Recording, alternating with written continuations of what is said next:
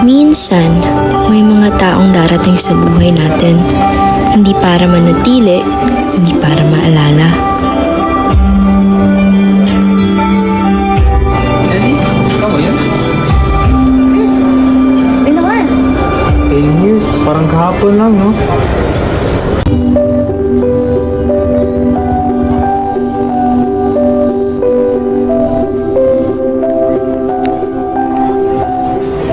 So our lesson for today is expression. Good morning po, Ma'am De Los Santos. Sorry po, I'm late. Garcia, anong oras na? Late ka na naman. Pumasok ka na.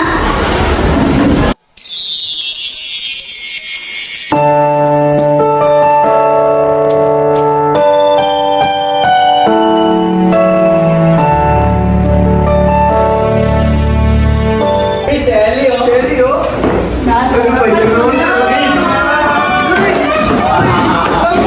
So the expression is emotion. Abdul! Inaano mo naman si Chris? Di ba kayo lang? Miss Garcia, bumalik na kayo ng upuan ni Abdul. Okay, ma. Hey, yan naman tayo.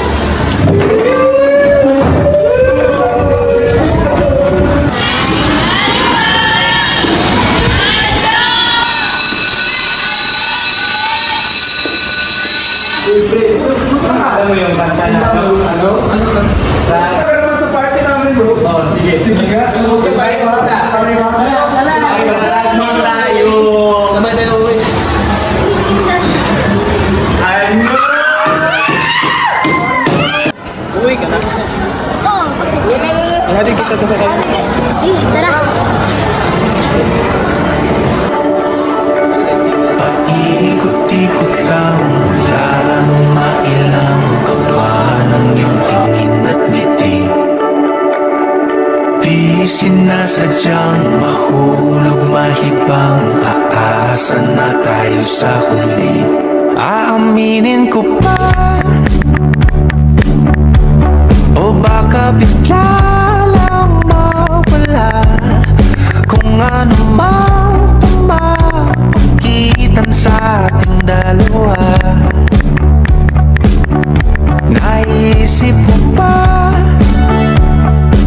sa mga oras na tayo'y magkasama, kung ano tayo sa buhay ng isa't isa?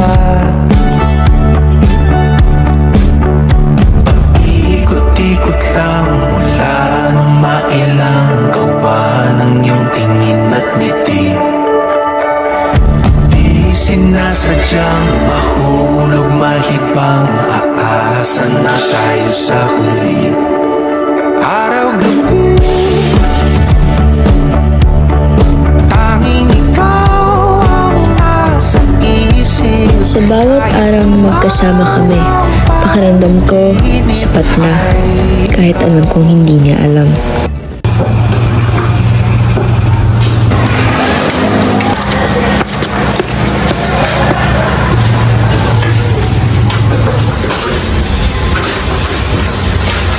Kasi Anak, napaaga ka yata. kasi marami kaming ginawa sa Solano.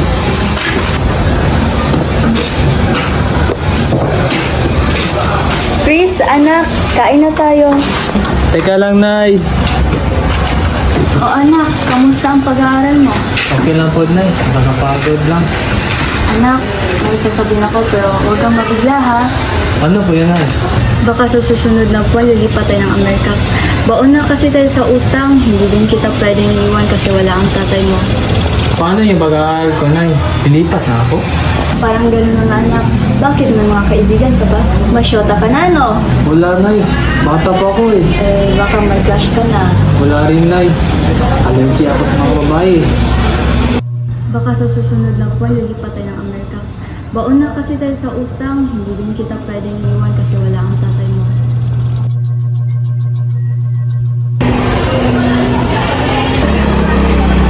Para po. Saan ka punta? Doon sa may high school. Sige, ihatid kita. Salamat.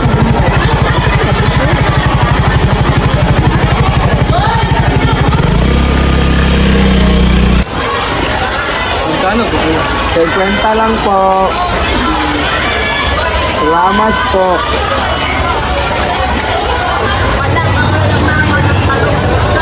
Baka sa susunod na ka, hindi pa tayo ng Amerika. Baon na kasi tayo sa utang. Hindi din kita pwedeng iwan kasi wala ang tatay mo. Morning, class. Morning, Ma'am Castro. If you are present, say the name of your crush. Bernardo. Ana, Ma'am. Alphabetical. Elsa, Ma'am. Castillo. Garcia, Ma'am. Garcia. Celia, ma. Monty Falcon. Absent, Ma'am. Goodbye, class. Goodbye and thank you, Ma'am Castro.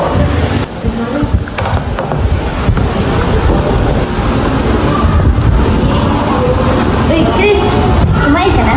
Hindi pa. Oo niya rin sa'yo. Ang lalim na iniisip mo ah. Kasi sa susunod na buwan, baka lilipat kami sa USA. Paano ang pag-aaral ko? Paano ka? Paano tayo? Iba naman, Chris. Kinakas daw para pumit tayo. Char. Sakit mo ha? Sige, kumain na lang tayo. Alam kong aalis na siya papuntang Amerika. Pero hindi ko akalaing yun na pala ang huling araw namin. Wala man lang paalam, wala man lang yakap. Umiti lang siya. At doon ko na-realize, hindi lahat ng hanggang sa muli ay natutupad.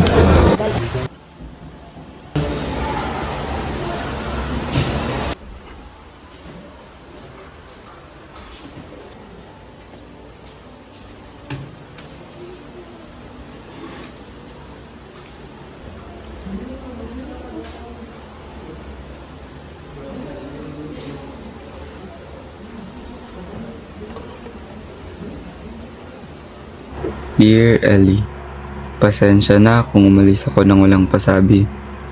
Pupunta na ako sa airport at hindi ko alam kung tama ba tong gagawin ko. Gusto ko sanang makita ka bago ako umalis. Pero alam kong pag nagkita tayo, baka hindi ko na makayanang tumuloy. Ikaw ang naging tahanan ko at ang hirap iwan ng buhay na kasama ka. Kung ito na talaga ang huling paalam, just don't forget that I'll be the greatest fan of your life. Paalam, Ellie. Hanggang sa muli. I miss this place.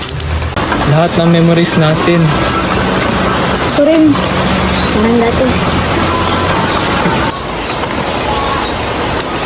Chris, may gusto sana ako sabihin sa'yo. Ang matagal ko nang gusto sabihin to, pero...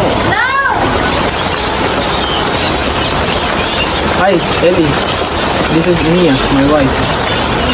Hi, Mia. Hi, Ellie. I've heard a lot about you. Dami niyang kwento tungkol sa'yo. Best friend niya since high school. Mia, halika na dito. Oh, uno muna ako sa inyo ah. Love, na ako. So, ano yung sasabihin mo kanina? Wala. Wala yan kasi tagal na yun eh. So, wala. Sige, una muna ako. Kasi kasuhin ko yung mag-ina ko. May mga salitang hindi ka lang man nasasabi, mga damdaming hindi na ipapakita. Kasi minsan, natatakot kang baka huli na ang lahat kapag nasabi mo. At oo, huli na nga. Ang sakit pala nun, yung bitbit mo pa rin lahat ng sana kahit wala nang maririnig sa kabila. Pero siguro, sapat na yung minsan na minahan mo. Sapat na yung minsan na naging dahilan siya ng mga ngiti mo bago mo natutunang ngumiti ng mag-isa. Kasi sa dulo, hindi lahat ng pag-ibig kailangang manatili. Minsan, sapat na yung maramdaman mo kahit hindi natupad. Siguro, sa susunod na lang, baka sakaling tayo naman. Ng iyong kamay, handa ko. Love, di ba si Ellie to? Yung best friend mo? Patay na raw? Ha?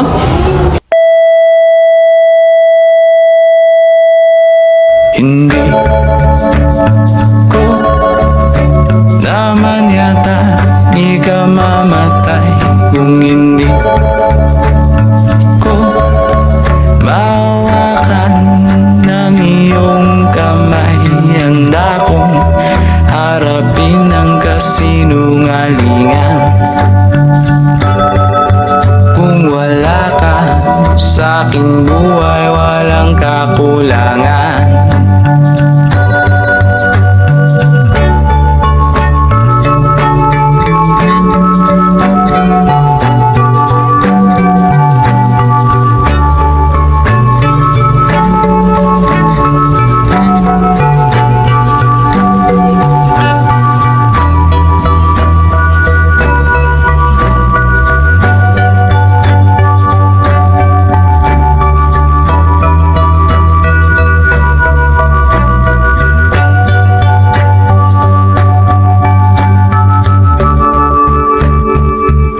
Sapat na sa akin,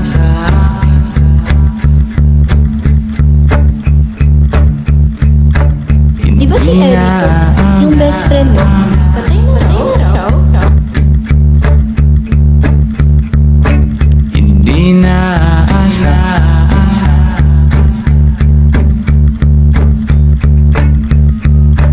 Ako'y maligaya